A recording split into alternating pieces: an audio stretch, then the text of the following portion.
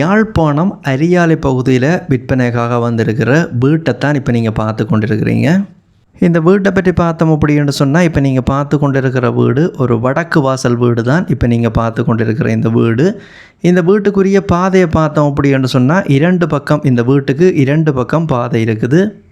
நல்லூர் கோவிலுக்கு அருகில் கிட்டத்தட்ட 3 கிலோமீட்டர் தூரத்தில் தான் இந்த வீட்டில் இருந்து நல்லூர் கோவில் இருக்குது. அதே போல் யாழ்ப்பாண டவுனை பார்த்தோம் அப்படின்னு சொன்னால் வெறும் 5 கிலோமீட்டர் தூரத்தில் இருக்குது. இந்த வீடு அரியாலை பகுதியில் எந்த இடத்துல இருக்குது அப்படின்னு பார்த்தோம்னு சொன்னால், அரியாலை திருமகள் வீதியில் தான் இப்போ நீங்கள் பார்த்து கொண்டிருக்கிற இந்த அழகிய சொகுசு வீடு இருக்குது.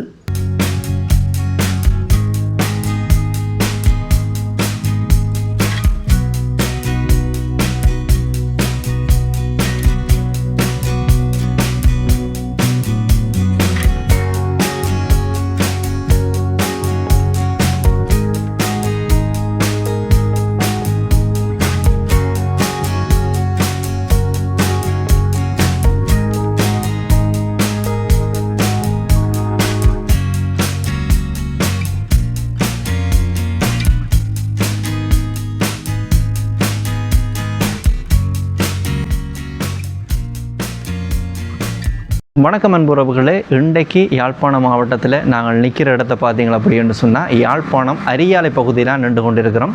இந்த அரியாலை பகுதியில் இப்போ நீங்கள் பார்த்து கொண்டிருக்கிற இந்த அழகிய சொகுசு வீடு விற்பனைக்காக வந்திருக்குது. இந்த விற்பனைக்காக வந்திருக்கிற இந்த வீட்டை நீங்கள் நேரடியாக உரிமையாளருடைய தொடர்பு கொண்டு வேண்டலாம். உரிமையாளர் தான் இந்த வீட்டை விற்க போகிறார். இந்த வீட்டை பார்த்தோம் அப்படின்னு சொன்னால், கீழே கிரவுண்ட் ஃப்ளோர் இருக்குது, மேலே ஃபர்ஸ்ட் ஃப்ளோர் இருக்குது. அதே போல் வெளியில் இப்போ நீங்கள் பார்த்து கொண்டிருக்கிற கார் பார்க்கிங் இருக்குது. மிகப்பெரிய வீதி. அப்படியே நேராக கொண்டு வந்து உங்களுடைய வாகனங்களை ஒரு காரோ கேடிஎச் வேனோ பார்க் பண்ணக்கூடிய இடவசதி இந்த கராச்சில் இருக்குது.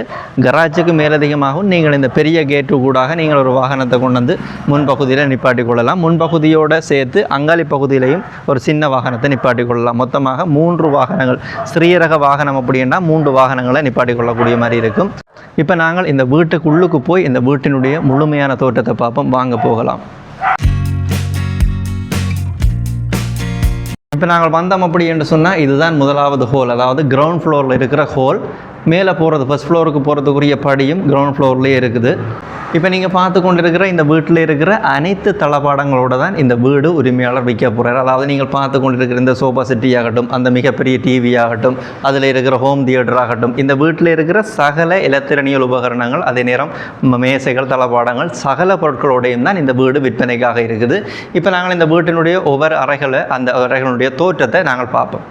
கிரவுண்ட் ஃப்ளோரை பார்த்தோம் அப்படின்னு சொன்னால், கிரவுண்ட் ஃப்ளோரில் மொத்தம் முதலாவது ரூம், இது 2வது ரூம். அதே போல் இஞ்சால அட்டாச் பாத்ரூம் இருக்குது, கிச்சன் இஞ்சாலே இருக்குது. இப்போ நாங்கள் பார்த்தோம் அப்படின்னு சொன்னால் முதலாவது ரூமுக்கு போக போகிறோம்.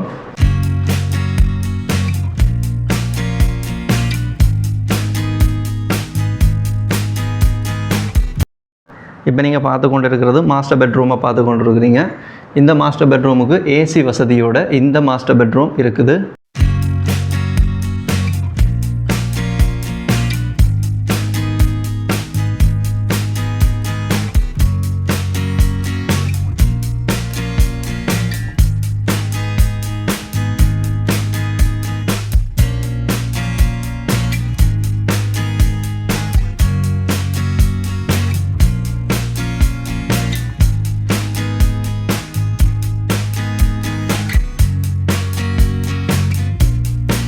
இப்போ நாங்கள் பார்க்க போகிறது 2வது ரூமை பார்க்க போகிறோம்.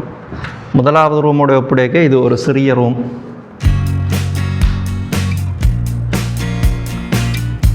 இந்த ரூமுக்கு ஏசி இல்லை. 2வது ரூம், இந்த வீட்டினுடைய 2வது கிரவுண்ட் ஃப்ளோரில் இருக்கிற 2வது பெட்ரூம் பார்த்து கொண்டு இருக்கிறீங்க.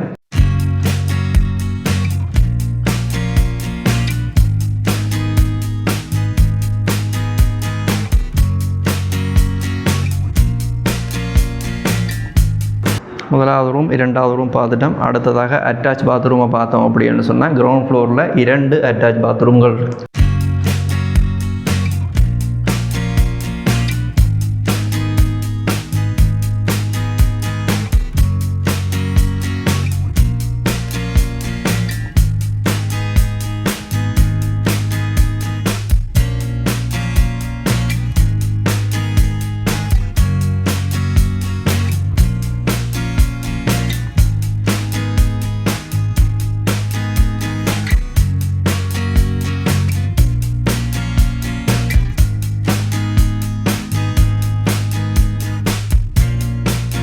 இப்போ நாங்கள் பார்த்து கொண்டு இருக்கிறது டைனிங் ஏரியாவை பார்த்து கொண்டு இருக்கிறோம். இப்போ பார்த்து கொண்டு இருக்கிறது கிச்சனுக்கு பக்கத்துலேயே இந்த டைனிங் ஏரியா இருக்குது.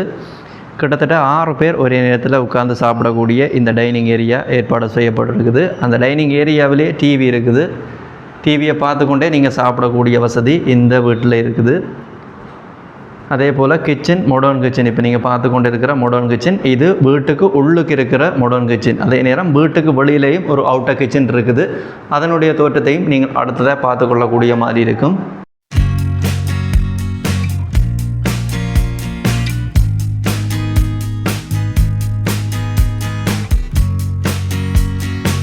வீட்டுக்கு வெளியில் இருக்கிற அவுட்டர் கிச்சனை இப்போ நீங்கள் பார்த்து கொண்டு இருக்கிறீங்க. இந்த அவுட்டர் கிச்சனில் வெளியில் நீங்கள் சமைத்து கொள்ள முடியும். அதாவது வீட்டில் அசைவம் எதுவும் பழங்கலை அப்படி என்று சொன்னால் அசைவங்களை வெளியில் சமைத்து கொள்ள முடியும். இப்போ நீங்கள் பார்த்து கொண்டு இருக்கிறது வீட்டுக்கு வெளியில் இருக்கிற பாத்ரூமை பார்த்து கொண்டு இருக்கிறீங்க.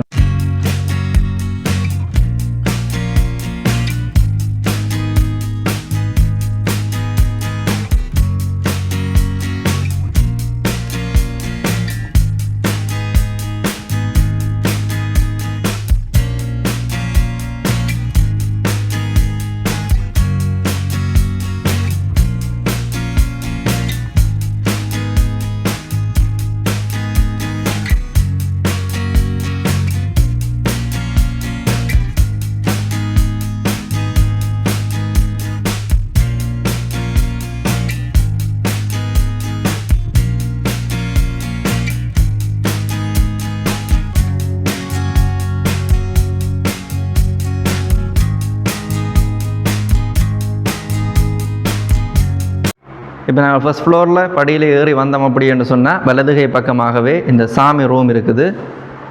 இப்போ நீங்கள் பார்த்து கொண்டு இருக்கிறது தான் இந்த வீட்டினுடைய சாமி ரூமை பார்த்து கொண்டு இருக்கிறீங்க.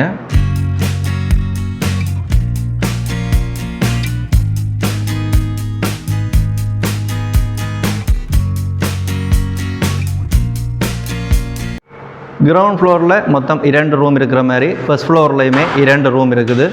இப்போ நீங்கள் பார்த்து கொண்டு இருக்கிற இது முதலாவது ரூம், அதே போல் இது 2வது ரூம்.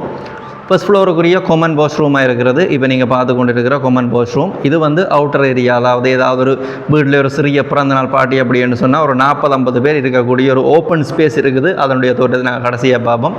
இப்போ வந்து முதலாவது அறையினுடைய தோற்றத்தை நாங்கள் பார்ப்போம்.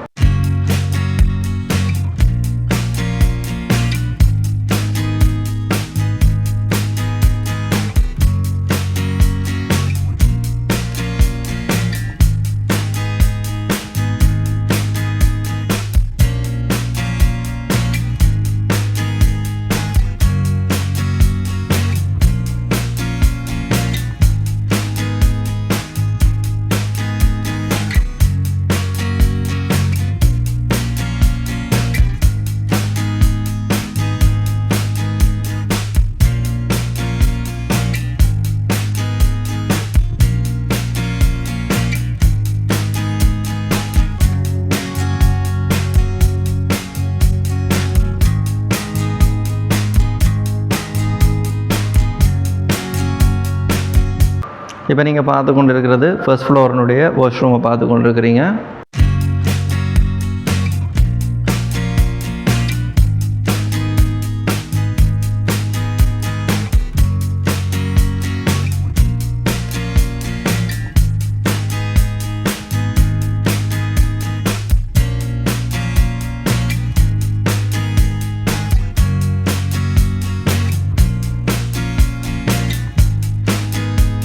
இப்போ நீங்கள் ஃபஸ்ட் ஃப்ளோரில் ஏதாவது ஆஃபீஸ் வேலை செய்கிறது அப்படின்னு சொன்னால் இந்த டேபிளை நீங்கள் பயன்படுத்தி கொள்ள முடியும். டேபிளோடு சேர்த்து சேரும் இருக்குது.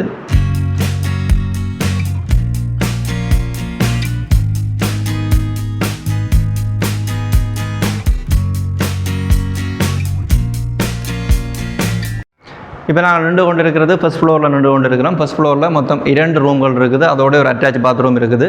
ஃபஸ்ட் ஃப்ளோரில் இப்போ நீங்கள் பார்த்து கொண்டு இருக்கிற இந்த கதவை துறந்தோம் அப்படின்னு சொன்னால் இந்த வீட்டினுடைய முன் தோட்டத்தை பார்த்து கொள்ளக்கூடிய மாதிரி இருக்கும். அதே நேரம் ஃபஸ்ட் ஃப்ளோரில் ஒரு பல்கனி ஒன்று இருக்குது. அதனுடைய தோட்டத்தை இப்போ நாங்கள் பார்ப்போம்.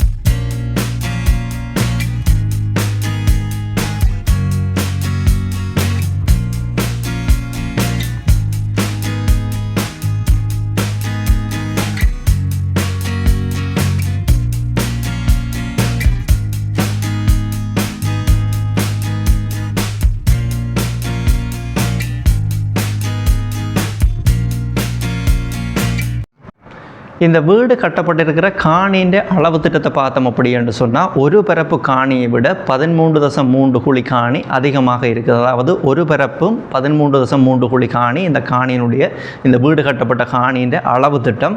அதே நேரம் இந்த காணி வீடு சுற்று மதிலால் சூழப்பட்டிருக்குது. 4 பக்கமுமே சுற்று மதிலால் சூழப்பட்டிருக்குது. அதே போல் வெட்டுக்கிணறு இந்த வீட்டுக்கு இருக்குது. அந்த வெட்டுக்கிணறுன்ற தோற்றத்தை இப்போ நாங்கள் பார்ப்போம்.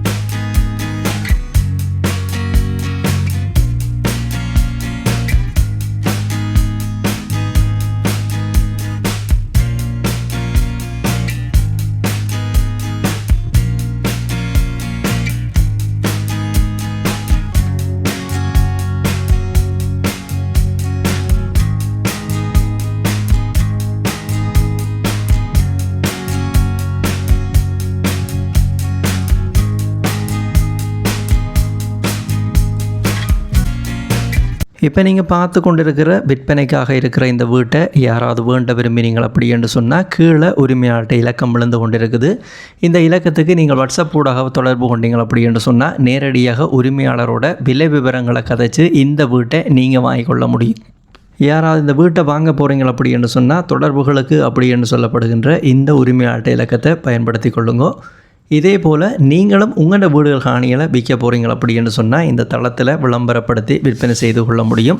இப்போ இதில் விழுந்து கொண்டு இருக்கிற இந்த விளம்பர இலக்கம், இந்த விளம்பர இலக்கத்துக்கு நீங்கள் நார்மல் கோலூடாகவோ இல்லை வைபர் வாட்ஸ்அப் ஊடாகவோ தொடர்பு கொண்டீங்க அப்படின்னு சொன்னால் நீங்களும் உங்களோட வீடுகள் காணிகளை விற்க போகிறீங்க அப்படின்னு சொன்னால் இந்த தளத்தில் விளம்பரப்படுத்தி விற்பனை செய்து கொள்ள முடியும். யாராவது உங்களோட வீடுகள் காணிகளை விற்க போகிறீங்க அப்படின்னு சொன்னால் இப்போ இதில் விழுந்து கொண்டிருக்கிற விளம்பர இலக்கத்தை பயன்படுத்தி கொள்ளுங்க. மீண்டும் நல்லொரு பதிவில் சந்திக்கலாம். நன்றி.